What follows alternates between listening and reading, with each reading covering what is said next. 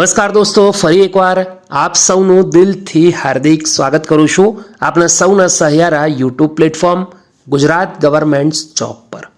Good news સાથે ફરીવાર મળી રહ્યા છે.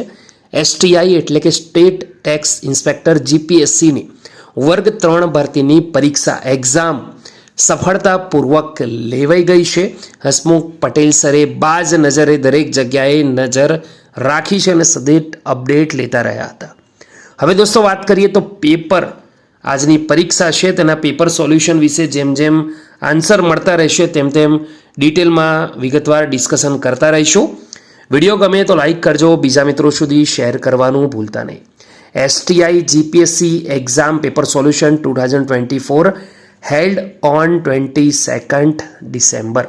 સૌથી પહેલાં ક્વેશ્ચનથી શરૂઆત કરીએ. એનઆઈડીએમનું પૂરું નામ શું છે? દોસ્તો ક્વેશ્ચન ખૂબ જ ઇઝી હતો. એનો આન્સર રહેશે option A, national institute of disaster management. બીજી વાત કરીએ, ગ્લોબલ પોઝિશનિંગ સર્વિસ એ કયા સિદ્ધાંત પર આધારિત છે? તો આનો આન્સર આવશે ત્રિપક્ષીય ટ્રાઇલેટરેશન.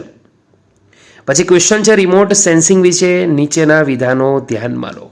બે વિધાન છે જેમાં પહેલું છે પ્રોફેસર પિશારોથરામ પિસારોટીને ભારતમાં રિમોટ સેન્સિંગ દૂર સંવેદનના પિતા ગણવામાં આવે છે. બીજું છે નાળિયેરીના મૂળિયા કરમાવાના રોગને રિમોટ સેન્સિંગથી શોધી કાઢનાર તેઓ સૌ પ્રથમ હતા. દોસ્તો જેણે આ ક્વેશ્ચનના આન્સર આવડતા હશે તો એનો આન્સર આવશે ઓપ્શન એ અને ઓપ્શન બી બંને સાચા હતા, એટલે ઓપ્શન સી સાચો આન્સર આવશે. 1 અને 2 વિધાન બંને સાચા છે.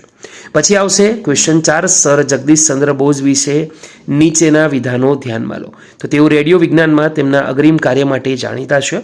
તેમણે છોડના શરીર વિજ્ઞાનના ક્ષેત્રમાં પણ સંશોધન કર્યું છે. બંને વિધાન સાચા છે. ઓપ્શન સી આવશે 1 અને 2 બંને.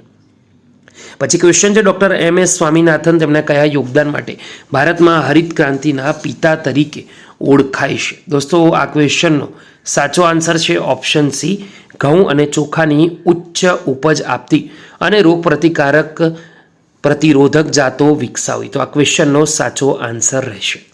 દોસ્તો એના પછી આગળ થોડા વધીએ. આધાર વિશે નીચેના વિધાનને ધ્યાનમાં લઈશું. તો તે ભારત સરકારની unique identification authority of India દ્વારા જારી કરવામાં આવેલ વ્યક્તિગત ઓળખ માટેની 16 અંકની સંખ્યા છે. તો તમને કહી દઉં કે આધાર નંબર 12 આંકડાનો હોય છે, તો ઓપ્શન એ તો સાચો નથી. બીજું કે તે ભારતમાં કોઈ પણ જગ્યાએ ઓળખ અને સરનામાના પુરાવા તરીકે ઉપયોગી છે, તો લગભગ આ સાચું છે.